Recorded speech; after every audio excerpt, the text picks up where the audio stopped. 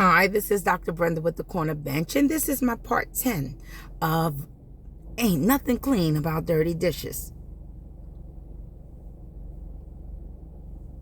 So I got to the age when I was able to sew my own clothes. I remember never really being able to find anything to fit me, and my mom showed me how to make my own clothes. I remember going to the material store and picking out material I really liked. I made all types of two-piece skirt sets. I remember making me this dress of many colors from the top of my breast down to the middle of my calf. I put another piece on it that went around my shoulders. This dress was beautiful, and it would stretch after wearing it for a while, but never would it lose its style. I remember I was walking down Springfield Avenue, and I remember a woman came up to me and said, "I don't know who you are, but I know that you are somebody." I smiled. I never forgot that day. I remember thinking, I am somebody. I gained a greater desire to make my own things. I never got attention like that before. Trust me, I never wanted to draw attention to myself because I was not attractive. I remember when I became an adult, I was in KFC, not far from my house, and me and my younger sisters were there. I was sitting in one of the seats, and this man said to me, "Were you born beautiful, or did you just grow up that way?"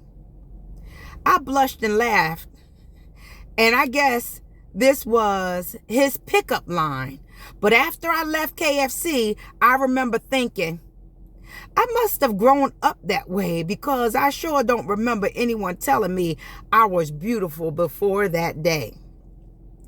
September 1979, I entered high school, and I was already 14 years old, a new student at Malcolm X Shabazz High School. This was my first time since 5th grade that I am in the same school with my older sister, Ellie. Another bright spot in the day was me getting to share a locker with her. She was in the 11th grade by the time I got there for the 9th grade, and she had friends. One who shared a locker with her. It seemed to be something the students did instead of leaving all their books in one locker when they had classes all over the building. Smart. I felt like I was growing up.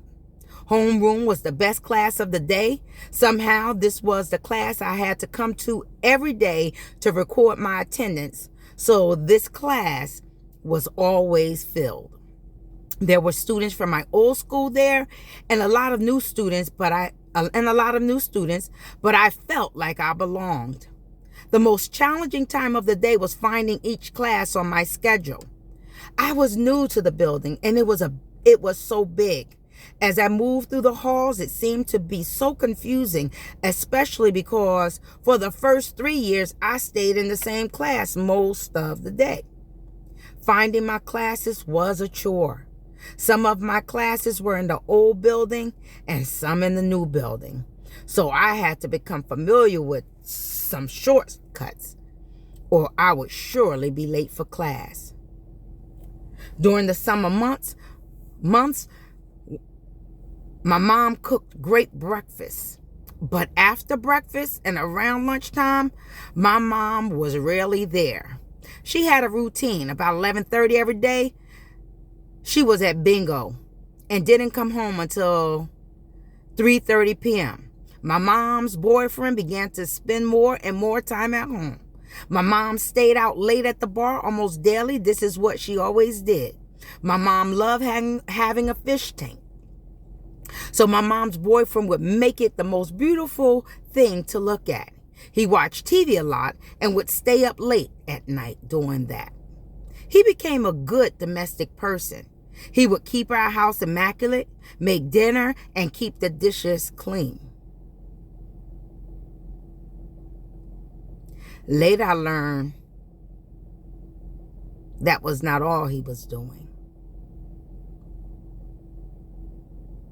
He would always be the one cooking and cleaning. My mother's boyfriend took on that role. Later, I would learn. There ain't nothing clean about dirty dishes. And I'm going to end it here. Hope you're having a fantabulous day. Thanks for listening. That's part 10.